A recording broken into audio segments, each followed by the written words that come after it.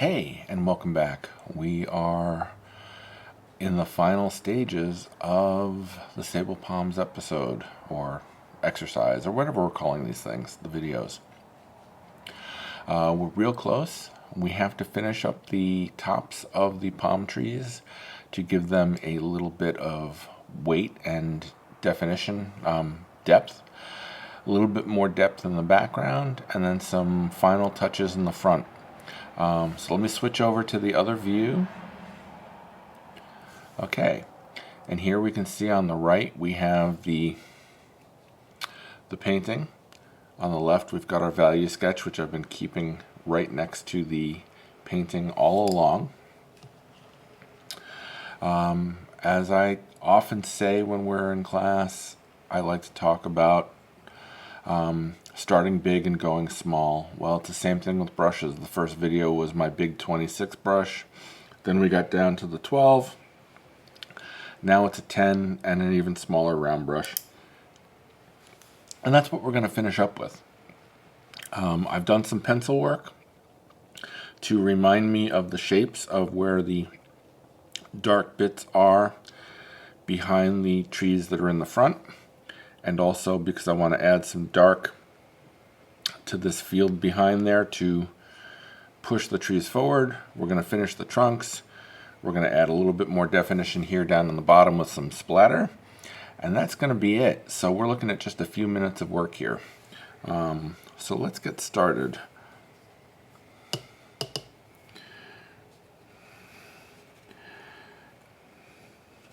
I'm going to mix up some colors to make my darks, and because you've been with me all along, you know what I'm going to do. It's going to be some of that beautiful sap green from Core, some of that Diox purple, and some of that transparent orange. And I'm just going to have all three of these colors just in my mixing palette, and I'll grab them and swirl them around as I need them. I'm also going to grab some Payne's Gray so that I can quickly cool and darken a color if I need to. And that should be all I really need. Let's dive right in and start with the trees, shall we?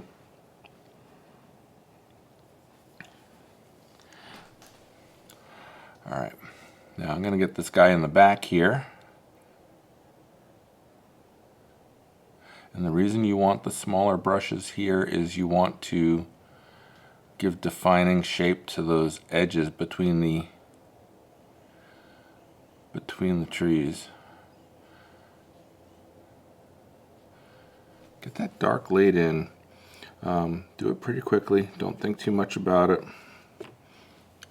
Get it in there.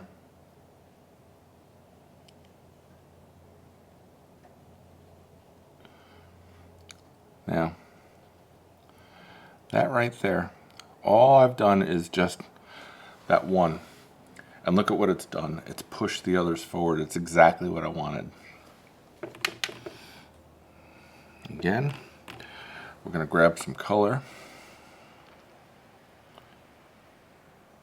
And we're going to negatively paint the shape of the edge of that bigger tree to the front. Give it some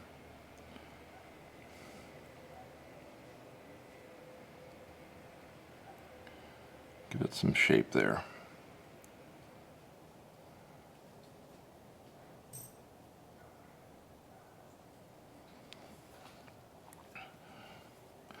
And as I move down, I'm going to darken that color. This paint is as I need it to be. It's on the thick side. Probably not quite butter, but certainly in that heavy cream category, as I've talked about in class a little bit. Just trying to understand how thick you need it to be to do what you want it to do. And this top of the trunk heading down into the... Now what I'm going to do is just soften this. So I wet the brush and then I dried it off on paper towel so that I could just soften that. All right, we're really rocking now. I'm going to do the same thing with this. Basically, the shadow is in the bottom left of that back tree. And again, I'm painting negatively. I'm using the finer point of the brush to help me define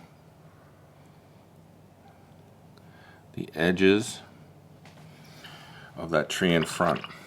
We're going to soften this shadow right here with a wet brush that I then dried off on paper towel so that I can kind of get a softer edge on it. Pick up some of that paint. Let the darker color pool down on the bottom there. There we go. I'm even going to use the paper towel to just pat some of that out. And then come back in and drop some of that dark in.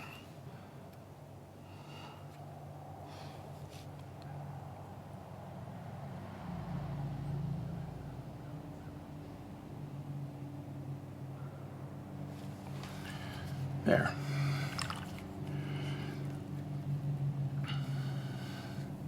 Same thing. I'm going to pick up that edge.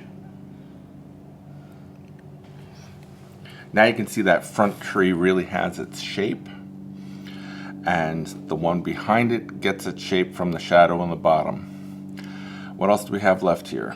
We've got to add some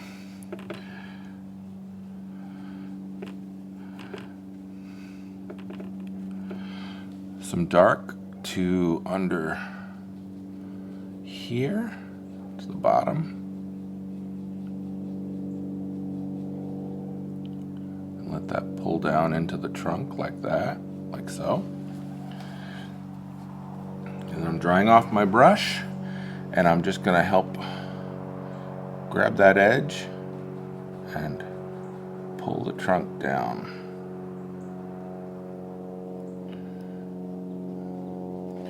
There. And I'm going to sharpen up what we got going on over here too. There. Again, we can soften this edge by drying out the brush and just tapping at the edges. Alright, I gotta get moving. We're working into 8 minutes here, and I don't want to go too long on this bad boy, so let's just finish it up.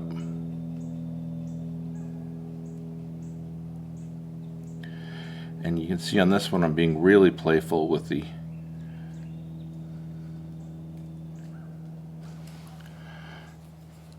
shapes to make the edge of the front brush, or the front tree rather.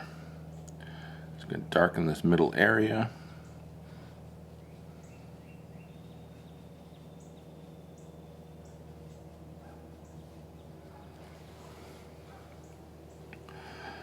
Alrighty, we're cooking.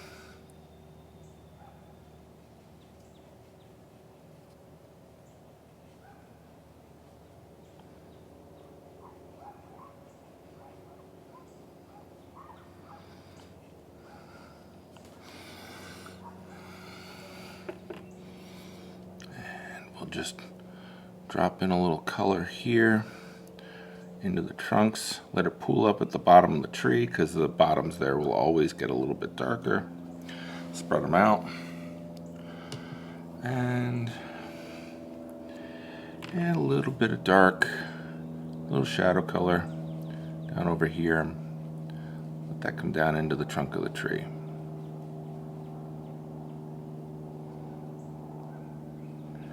And then just drop some dark into those tree trunks.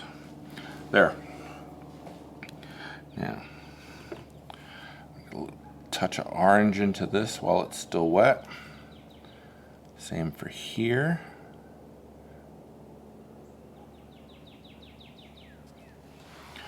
Okay. All right. That's really good. Now, what I'm doing here is simply coming in with some dark at the base of that elevation change.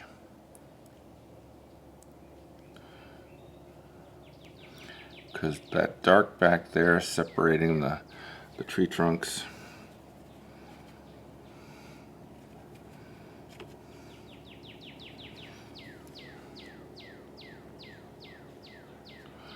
From the background will help quite a bit. And while I have a minute, I've got some dark orange in the brush. Then I'm going back to that darker color. And here I'm just kind of letting it just kind of fizzle out. And then I'm coming back with it again behind the tree trunks, helping to remind your eye of the motion that we have going on. And then just making some grassy kind of shapes here in the front. Not everywhere. This doesn't have to be an all or none thing. Just get some going down here. And then we'll come in, dry out the brush, just kind of tap in there a little bit, break up some of that stuff. You don't want it to be too perfect. All right, what else am I gonna do besides run long again? All right, I want to just darken up that underbelly of the clouds just a little bit, and even let that run into the back of the trees. And what I'll do is, my brush is nice and wet, come in and break up the hard part of the top of that line so that it doesn't feel hard. Just like that. You gotta do the top just to darken up the underside of those clouds a little bit, and then come in with the side of the brush and just grab at it. Here I can still just need to dry it a little bit on me, but a little creative use of paper towel. All right, last but not least, I'm gonna get some dark on this brush, a little bit of water so it moves. Let's just tap in some detail here, just some dots, some speckles, just for a little bit of interest in that front section.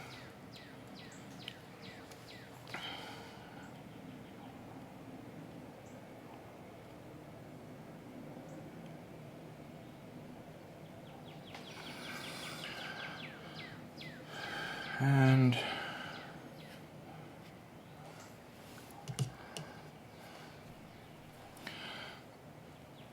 just pull that out a little bit. There we go. Now I'm going to grab some clean water on my brush, do the same thing as I did with the paint. Just flick it around a little bit.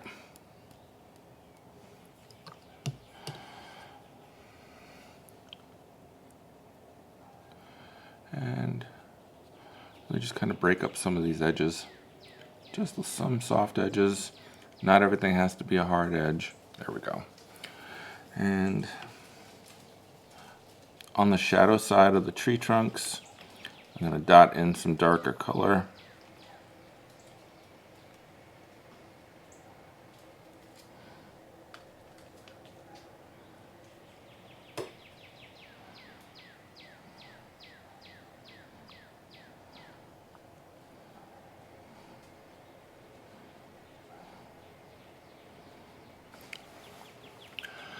All right, I think that's it. All right, so I really hope you enjoyed making the Sabal Palms with me. Turned out to be a fun little, quick, sketchy kind of painting. Took a little bit longer because I was demoing it while I was painting it. But this would normally take me maybe a half hour of paint time. The rest would be drying between the layers. But it's got some nice feel to it. I might darken up the tree trunks a little bit after, but that'll probably be all that I do with it. So continue on until Tuesday, and I hope when you finished you will share with me what you did, and if I see some of your pieces, maybe I can do one final video where I show what other people came up with for this. Next week we're going to do a tightly cropped close-up of a flamingo that I photographed. I think it's going to be a fun painting. We're going to get to work with some hot colors, some pinks and some oranges, and I'll show you how to make those to get some separation in them. So that's it for now. Have a great weekend, and I'll talk to you on Tuesday.